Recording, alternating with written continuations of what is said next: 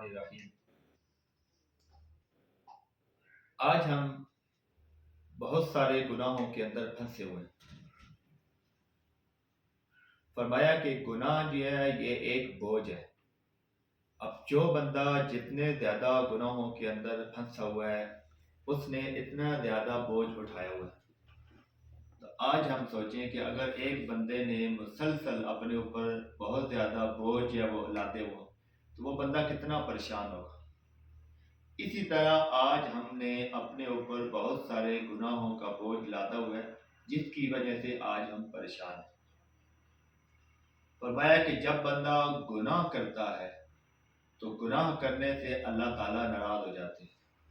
جب اللہ پاک ناراض ہو جاتے ہیں تو انسان کے رزق میں تنگی آنا شروع ہو جاتی ہے اور دلوں میں نفرت آ جاتی ہے اور گھروں کے اندر بے چینی، بے قراری اور بے سکونی جو ہے وہ ڈیرا ڈال لیتی ہے اور گناہوں کی وجہ سے معاشرے میں لڑائی جھگڑے اور فسادات شروع ہو جاتے ہیں۔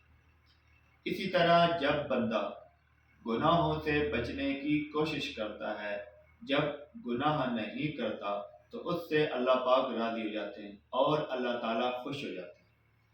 جب اللہ تعالیٰ خوش ہو جاتے ہیں تو انسان کے رزق میں فراخی اور برکت آنا شروع ہو جاتی ہے، دلوں کے اندر محبتیں پیدا ہو جاتی ہیں، گھروں کے اندر چین، سکون اور خوشیاں آنا شروع ہو جاتی ہیں اور معاشرے میں بھائی چارے اور پیار محبت اور ایثار اور قربانی کی فضا پیدا ہو جاتی ہے۔ بس